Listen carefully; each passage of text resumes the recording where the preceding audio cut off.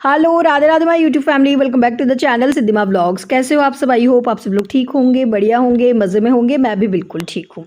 आज डे है संडे और अभी टाइम हो रहा है सुबह के करीबन 10 बज रहे हैं और आज के व्लॉग की शुरुआत हो रही है कुछ स्किन केयर प्रोडक्ट से।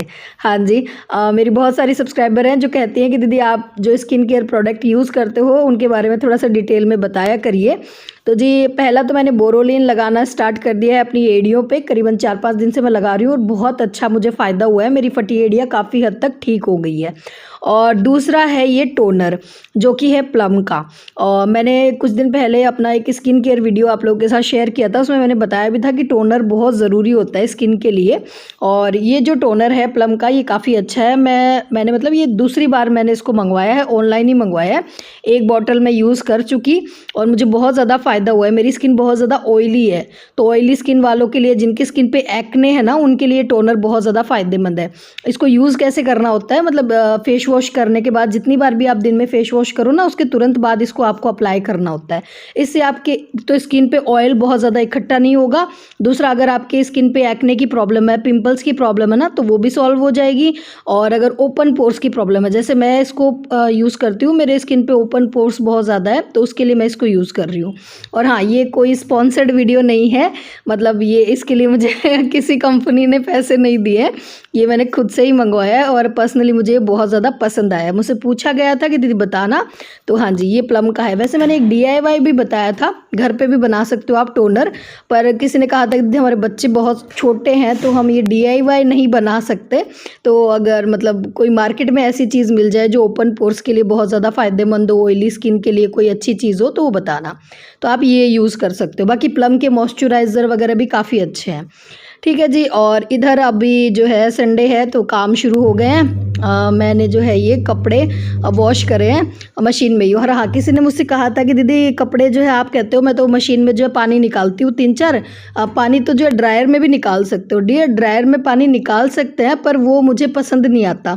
मुझे उसमें ऐसे वहम रहता है कि ड्रायर में जब पानी हम निकालते हैं ना तो सर्फ रह जाता है। मतलब सबका अपना अपना तरीका होता है। जैसे कुछ लोग क्या करते हैं कि मशीन में कपड़े धो लिए, उनको सीधा ड्रायर में डाल के और नल ऑन कर देते हैं और उससे क्या है जो पानी वो निकल जाता है, पर उससे मुझे लगता है कपड़ों में सर्फ रह जाता है। तो मेरा ये तरीका रहता है कि मैं जो 3-4 पानी है वो कपड़ों का मैं मशीन में ही निकाल लेती हूँ और उसके बाद लास्ट में मैं ड्रायर में डालती हूँ। ठीक है, तो वो ये सबका अपना अपना तरीका होता है कपड़े वॉश करने का। तो मैं इस तरीके से मशीन में कपड़े वॉश करती हूँ।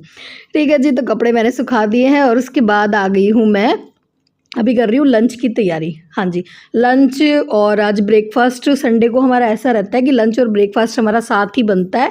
मतलब बहुत ज़्यादा मैं ऑप्शन नहीं रखती हूँ संडे के दिन। संडे के दिन वही है, बुलबुल थोड़ा सा लेट उठती है और हस्बैंड जो है सुबह नाश्ता नहीं करते, वो फ्रूट वगैरह ही खा के जाते हैं, पपाया पपीता वगैरह वो खा लेते हैं, तो वो नाश्ता करते नहीं है। तो फिर मैं नाश्ता अलग से नहीं बनाती हूँ। मैं जो है, और अभी टाइम हो रहा होगा करीबन 11 बज रहे होंगे, हाँ, और मैंने जो है ये नाश्ता लंच हमारा जो भी है वो बन गया है। तो मैंने बना दिए हैं। रात के चावल रखे थे तो उनको बढ़िया सा मैंने छौंक दिया है प्याज डाल के। बुलबुल आलू खाती नहीं है, वरना इसमें आलू भी बहुत अच्छे लगते हैं, पर वो थोड़ा सा नाटक करती है, तो मैंने आलू नहीं डाले, सिर्फ प्याज डाल के मैंने छौंक दिए। और साथ में मैंने ले ली है ठंडी पूड़ी, लहसुन की चटनी, पापड़ और सलाद। तो ये बढ़िया सी लंच थाली हमारी हो गई आज, बिना मेहनत वाली, कम मेहनत वाली। तो बस बढ़िया सा लंच कर लिया है। और वैसे आज लंच करने वाले मैं और बुलबुल ही है, क्योंकि आज हस्बैंड को तो कहीं बाहर जाना है लंच करने के लिए। तो आज मैंने ज़्यादा मेहनत नहीं करी फिर लंच में और कुछ बनाने की, बस जो रखा था वही हमने पेट पूजा कर ली है। और उसके बाद मैं आ गई हूँ, ये मलाई रखी थी करीबन 1 हफ्ते की। 1 हफ्ते की मलाई मैं इकट्ठी करती हूँ फ्रिज में, और जब भी मुझे टाइम लगता है तब मैं इसका मक्खन बना लेती हूँ। तो बस मैं ये काम कर रही हूँ। और हाँ, साथ ही साथ मैं आप लोगों को कुछ कमेंट्स का भी आंसर करूँगी इस वीडियो में। मुझसे काफ़ी सारे सब्सक्राइबर्स पूछ रहे थे कि दीदी आपने गणेश जी नहीं बिठाए क्या? आपने जैसे मतलब और जगह पे बिठाते हैं, 3 दिन की चौकी लगाते हैं गणेश जी की, वैसे आपने नहीं करा क्या? तो जी देखो, सीधी सी बात मैं बताऊं, पहली बात तो मेरे को ज़्यादा गणेश जी की पूजा का नॉलेज है नहीं। वो आपने मेरी गणेश चतुर्थी वाले व्लॉग में पकड़ ही लिया होगा। आप सब ने मुझे कमेंट किया कि गणेश जी को तुलसी जी नहीं चढ़ाते हैं, तुलसी जी नहीं चढ़ाते हैं, गणेश जी रुष्ट हो जाते हैं।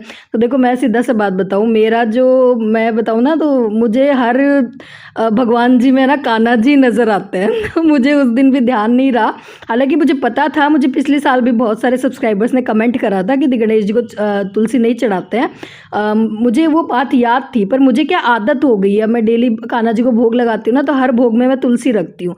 तो बस वो गलती से मैंने और गणेश जी के भोग में भी रख दी, तो वो मैं अपनी गलती मानती हूँ। तो फिर वही बात है कि देखो, जो जिस पूजा का हमें नॉलेज ही नहीं है, जिस पूजा को हम उस भावना से कर ही नहीं पाए, तो वो दिखावे के लिए मैं नहीं कर सकती कि भाई और लोगों ने बिठा लिए तो मैं भी बिठा लूँ। ठीक है, हाँ, जैसे हर साल हम करते हैं गणेश चतुर्थी की एक दिन पूजा, जैसे हम करते हैं ना, वैसे मैंने कर ली थी। ठीक है, तो इस वजह से मैंने गणेश जी नहीं बिठाए थे।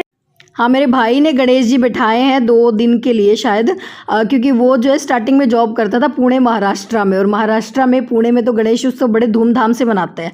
तो वो वहाँ से ही जो है उसका और अलग सा ही प्रेम हो गया गणेश जी से। तो वो अभी यहाँ पे अपने घर में चौकी लगाता है, बिठाता है, बहुत सुंदर उसने झांकी लगाई है। आप लोगों के साथ मैं फ़ोटो वीडियो शेयर करूँगी, अगर वीडियो आया तो फ़ोटो तो ज़रूर शेयर कर दूँगी। ठीक है जी। और इधर मलाई से मक्खन बनाते बनाते बीच में जो है मैं ये बर्तनों का टोकरा साफ़ करने लग गई, क्योंकि जो मलाई है उसको मैंने अभी निकाला था फ्रिज में से, और वो काफ़ी ठंडी थी, और ठंडी मलाई में से मक्खन निकालना थोड़ा सा मुश्किल हो जाता है। तो मैंने इसको बीच में एक बार छोड़ दिया, मैंने कहा वो उसको बाद में कर लेंगे, तब तक मैं और काम करने लग गई। तो मैंने एक तो बर्तन का टोकरा साफ़ किया, दूसरा ये देखो मैं क्या उल्टा काम कर रही हूँ। उल्टा तो नहीं कर रही, ये मेरे पास एक ये जो स्लेटी कलर की है, और इसको पहन पहन के मैं बोर हो गई। बोर क्या होगी, ये मतलब स्लेटी कलर की है ना, तो किसी भी ड्रेस से जो है जल्दी से मैच नहीं करती। तो मैंने सोचा क्यों ना इसको कलर कर लेते, इसको पेंट कर लेते ब्लैक कलर से।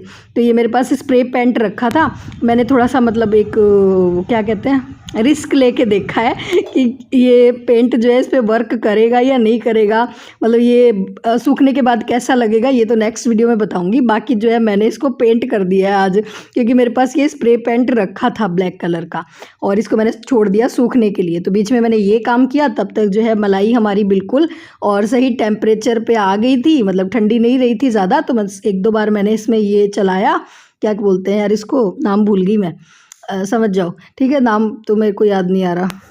हाँ, तो इससे बस मैंने मक्खन बना लिया है। ठीक है, तो ये काम मैंने कर लिया। और हाँ, किसी ने ये भी कहा था कि दीदी आप सीधा ही मलाई से ना मक्खन बना लिया करो। तो डियर, अगर सीधा ही मलाई से मक्खन बना लेते ना तो छाछ नहीं बनती, और छाछ वही है कि अगर थोड़ा सा अगर दही से मलाई उतार के अगर मैं बनाती हूँ ना तो थोड़ी सी छाछ बन जाती है। तो वो छाछ फिर मैं अनिल को दे देती हूँ, किसी आस पड़ोस में बांट देते हैं। तो इस वजह से ना मैं दही की मलाई निकाल के और मक्खन बनाती हूँ। ठीक है, तो मक्खन बना दिया, और उसके बाद जो है जो दूध थोड़ा बहुत एक्स्ट्रा पड़ा था उसका मैं पनीर बना रही हूँ। यहाँ पे मैं बना रही हूँ कान्हा जी के लिए भोग, क्योंकि हमने तो पेट पूजा कर ली थी, पर कान्हा जी भी तो कुछ खाएंगे, तो उनके लिए मैंने बना दी थी सेवई की खीर और पनीर बना दिया था। और अभी मैं सीधा आप लोगों से मिल रही हूँ शाम को। बस दिन में मैंने कुछ भी शूट नहीं करा था, मैंने गणेश चतुर्थी वाला व्लॉग एडिट करा, और उस व्लॉग को एडिट करने के बाद और मैंने अच्छी खासी दिन में 1-1.5 घंटे की नैप ली, मतलब मैं सो गई थी। और अभी सीधा मैं आप लोगों से मिल रही हूँ शाम को। और आज संडे है, शाम को तो क्या अभी करीबन टाइम हो रहा होगा 7:15 7:30 बज रहे हैं। तो अभी हम लोग जा रहे हैं शॉपिंग करवाने बुलबुल को, बुलबुल के लिए कुछ कपड़े खरीदने हैं मुझे। तो बस हम लोग आ गए हैं यहाँ पे रिलायंस ट्रेंड्स में, हस्बैंड भी आए हैं साथ में।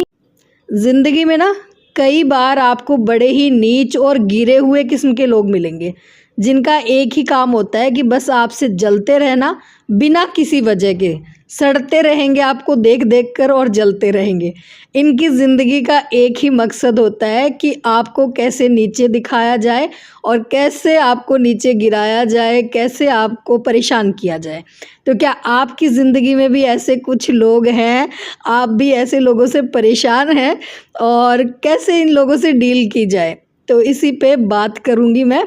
मेरे पास बहुत सारे कमेंट आते हैं, कॉल पे भी मुझसे पूछा जाता है कि दीदी हम अपना काम बड़ी ईमानदारी से करते हैं, हम किसी को तंग नहीं करते, पर फिर भी लोग जो है आके परेशान करते हैं और गलत बातें हमारे बारे में बोलते हैं, और हम परेशान हो जाते हैं, और उनकी बातों से हम जो है रोने लग जाते हैं, और तो बहुत ही ज़्यादा परेशान है। तो इस तरह के लोगों से कैसे डील की जाए, थोड़ा सा इस पे जो है बताइएगा। आप तो बहुत ज़्यादा मतलब, और मैं सही बताऊँ तो देखो, पहली बात तो इस तरह के जो लोग हैं ना, तो ये पहली बात तो सबकी ज़िंदगी में होता है। हर उस इंसान की ज़िंदगी में ऐसे लोग मिलेंगे जो अपना काम ईमानदारी से कर रहा है, अपना काम करने के बाद वो खुश है, उसको किसी और से कोई ज़्यादा मतलब नहीं है। तो उन लोगों की ज़िंदगी में ऐसे लोग ज़रूर होते हैं, जो कि उनको देख के जलते हैं और उनको परेशान करने की कोशिश करते हैं, ठीक है? मेरे तो फिर वही बताऊँ कि मैं तो सोशल मीडिया पे हूँ, मुझे तो यहाँ पे भी बहुत सारे नेगेटिव कमेंट्स आते हैं, कई बार आते हैं। तो अब पहचान कैसे की जाए कि वो लोग आपसे जल रहे हैं? देखो कोई होता है कि मान लो किसी ने नेगेटिव कमेंट कर दिया मेरे वीडियो पे, ठीक है? हो सकता है फर्स्ट टाइम उसने कमेंट करा हो, हमारे कोई विचार आपस में नहीं मिल रहे हों, तो उसने वो कमेंट कर दिया, ठीक है? एक बारी करा, 2 बारी मान लो हमारे विचार आपस में नहीं मिले, मैं कोई बात बोलती हूँ, उससे वो सहमत ना हो और आके उसने मुझे कुछ गलत बोल दिया, तो मैं चलो मानती हूँ कि चलो हमारे आपस में विचार नहीं मिल रहे। पर अगर कंटिन्यू कोई इंसान इसी तरह से कर रहा है कि वो गलत ही गलत बोले जा रहा है, उसको कोई अच्छाई हम में नज़र नहीं आ रही है, तो इसका मतलब कि वो इंसान अपनी ज़िंदगी से बहुत ज़्यादा दुखी है। और आजकल जो है मैं सही बताऊँ तो मुझे ऐसे लोगों पे गुस्सा बिल्कुल भी नहीं आता है, मुझे ऐसे लोगों पे तरस आता है। मुझे ऐसा लगता है ये इंसान जो है अपनी ज़िंदगी से बहुत ही दुखी है, ये बहुत ही दुखी किस्म के लोग हैं और इनका खुद का कोई अस्तित्व तो होता नहीं है। इनकी ज़िंदगी का कोई मकसद नहीं होता, खाली बैठे होते हैं ये लोग, बिल्कुल खाली होते हैं। इनको ज़िंदगी में कुछ करना नहीं होता, कोई इनका अपनी फ़ोकस होता नहीं है किसी भी चीज़ पे। और बस इनका फ़ोकस क्या होता है कि कैसे न कैसे करके हम उन लोगों को परेशान करें जो अपना काम ढंग से कर रहे हैं। बस इनका एक ही मकसद इन्होंने अपनी ज़िंदगी में बनाया हुआ होता है कि भई उन लोगों को परेशान करो जो अच्छे से अपना काम कर रहे हैं, वो देख नहीं सकते। और ये सब चीज़ें करके, ये सब बातें करके उनको एनर्जी मिलती है ऐसे लोगों को, मेरा ये मानना है, ठीक है? अब बात आती है कि भई लोग ऐसे हैं, पर अब इनसे डील कैसे करा जाए, है ना?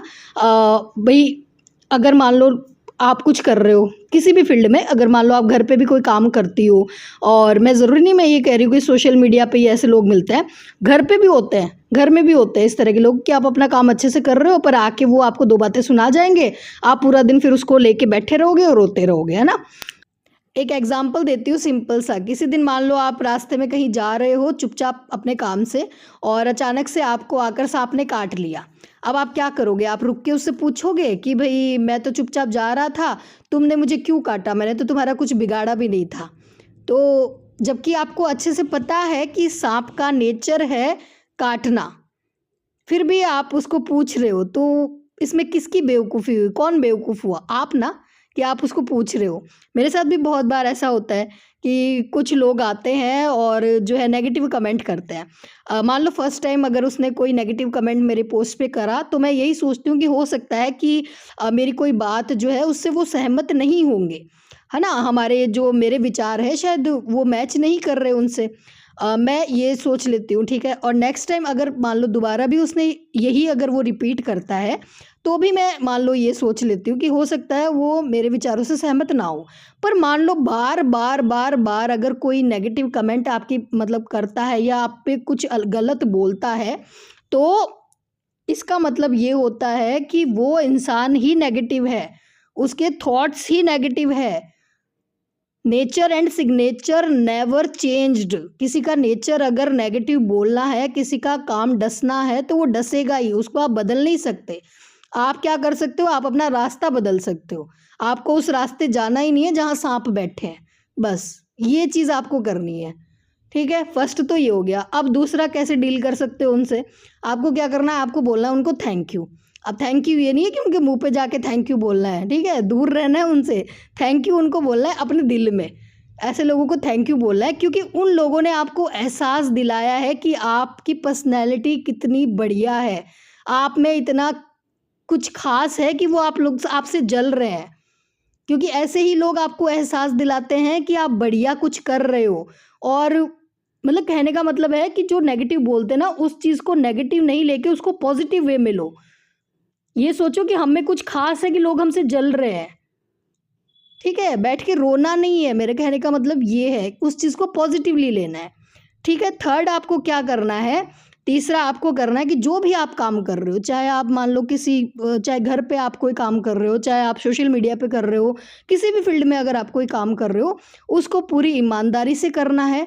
और अगर जितना लोग आपको गलत बोले तो और दोगुने जोश से जो आपको वो काम करना है, अपना कंप्लीट करना है, ठीक है, और बढ़िया करके दिखाना है और उनको जलाना है ताकि जल भुन के राख हो जाए वो लोग, ठीक है। तो ऐसे लोगों से डील करने का बस यही एक बेस्ट तरीका है। पता कितने की है? 3 नेल पेंट 99 रुपीज की। इसमें जो है वो सेल चल रही थी। बातों बातों में ही आज तो पूरा व्लॉग निकल गया। खैर अब बता देती हूँ, शॉपिंग हुई सिर्फ बुलबुल की, क्योंकि हस्बैंड को कुछ खास पसंद नहीं आया। वो सिर्फ अपने लिए एक टी शर्ट लेकर आए हैं और बाकी बुलबुल के लिए ड्रेसेस आ गई है। और मैं लेकर आई हूँ अपने लिए ये नेल पेंट, 99 रुपीज़ की ये नेल पेंट मुझे मिल गई। तो मैं तो बढ़िया, मैं खुश हो गई क्योंकि कलर भी बहुत ज़्यादा अच्छे हैं, तो अच्छा लग रहा है। और इसके अलावा घर आने के बाद जो है हमने कोफ्ते और आइसक्रीम की पार्टी करी, मज़ेदार सी। कोफ्ते आए थे अनिल के घर से, अनिल की सिस्टर की आज एंगेजमेंट थी, तो कोफ्ते वहाँ से आए थे। हमारी मज़ेदार सी पार्टी हो गई, संडे हमारा स्पेशल हो गया। और हाँ, ये एक टी शर्ट लेकर आई थी मैं गुड्डू के लिए 199 रुपीज़ की। तो ये हो गई हमारी संडे वाली शॉपिंग। और इसी के साथ करूँगी इस ब्लॉग को यहीं पर एंड। वीडियो पसंद आया हो, टिप्स पसंद आए हो तो प्लीज़ लाइक कर देना, शेयर कर देना ज़्यादा से ज़्यादा अपने फैमिली और फ्रेंड्स के साथ। फिर मिलते हैं, बाय।